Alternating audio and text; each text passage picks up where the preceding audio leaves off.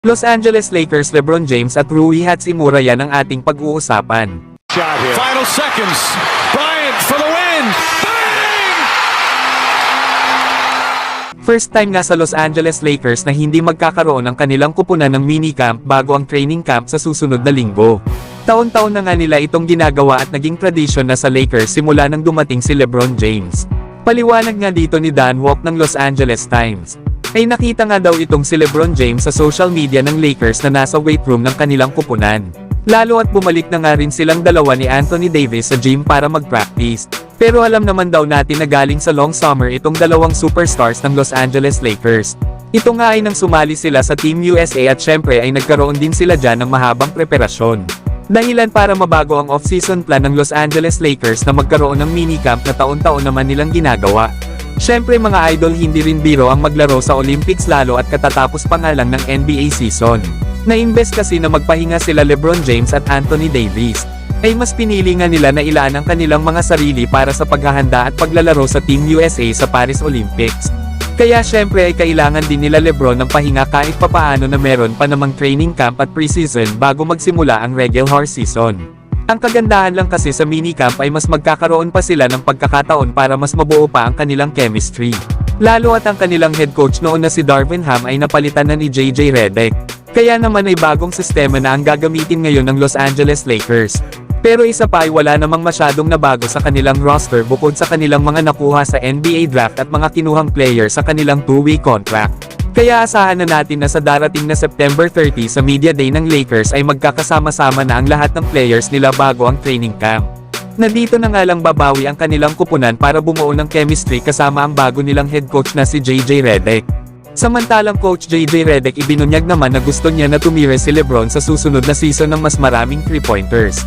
Paliwanag kasi ni Coach JJ Redick ay nagkaroon daw kasi last season si LeBron ng shooting na over sa 40%. Kaya dapat daw itong tumira ng mga 3-pointers ngayong taon. Last season kasi mga idol ay meron lang si LeBron na 5 attempts sa 3-point shot. Na mas mababa nga daw ito sa 7 attempts niya sa mga 3-point shots sa nakalipas na 2 seasons. Nasa pagdating kasi ni JJ Redick mga idol ay sinabi nito sa Lakers ang sistema na gagamitin niya bago pa lang siya hired. Kabilang na nga dito ang ma-utilize daw si LeBron James na maglaro ng more of the ball next season. Na dito ay matutulungan nga ni JJ Redick si LeBron James na mas lalo pa itong mag-improve sa area na yan. Lalo at kilala itong si JJ Redick na isang sharpshooter noong ito ay naglalaro pa sa NBA.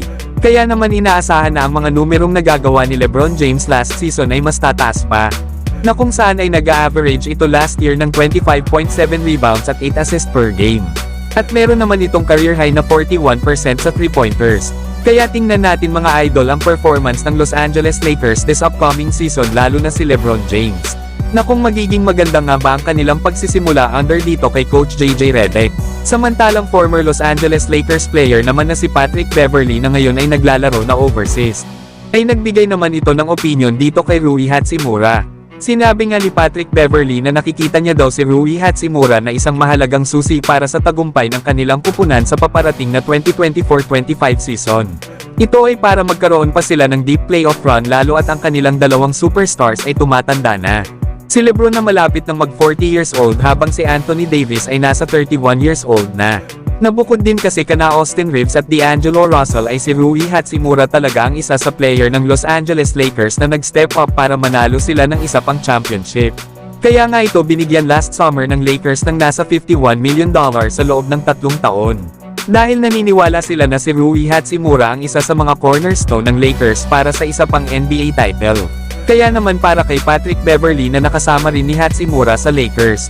Sinabi nga nito na isa daw mahusay na basketball player si Hachimura. Pero hindi nga daw ito isang X-factor para kay Beverley. Na sa totoo lang daw ay dapat daw itong si Rui Hachimura na maging X-factor dahil bayad daw ito. Kailangan nga daw nito na gumawa ng mas higit pa at maglaro na parang siya ang second option ng kanilang kupunan. Dapat daw ang maging mindset ni Hachimura ay kahit kasama niya pa daw sila Anthony Davis, LeBron James, Austin Reeves at D'Angelo Russell. Ay siya pa rin daw ang second option lalo na kay Anthony Davis at yan daw dapat ang nasa mindset ni Hachimura. Pakiramdam pa ni Patrick Beverley ay dapat gayahin ni Rui Hachimura itong si Kyle Kuzma noong nanalo ang Los Angeles Lakers ng championship noong 2020. Lalo at kaya nga daw naging matagumpay ang Lakers sa NBA bubble ng taon na yon. ay dahil na rin daw ito kay Kyle Kuzma na isang wing na may size na kayang ilagay ang bola sa floor. Marami nga daw mga tao ang pinagtatawanan si Kyle Kuzma noon dahil ginagawa daw nito ang mga mahihirap na tira. Pero ito daw ang dapat gayahin ni Rui Hachimura kung gusto niyang tulungan next season ang kanilang kupunan. Lalo at ang mahihirap nga daw ng mga tira na inaakala ni Rui Hachimura na ginawa niya sa regular season, ay ang kaparehong tira daw na gagawin niya sa pagtatapos ng laro. Yan nga mga idol ang mga sinabi nitong si Patrick Beverley kay Hachimura. Paano ba naman sa height kasi na 6'8" at naglalaro sa parehas na forward positions? Ay malaki talaga ang kayang magawa na tulong ni Hachimura sa Lakers. Na kaya nga nito na ibaba ang bola at mabilis din bumaba para sa fast break. Inaatake nga rin nito ang basket at meron ding mga post moves mid-range at 3-point shots. Higit sa lahat ay mahusay nga rin itong wing defender ng Lakers. Kaya dapat talaga itong mag-step up kung gusto ng Los Angeles Lakers na makipag-contend sa isa pang NBA title. Pero kayo mga idol, sang-ayon ba kayo sa mga sinabi ni Patrick Beverley kay Rui Hachimura?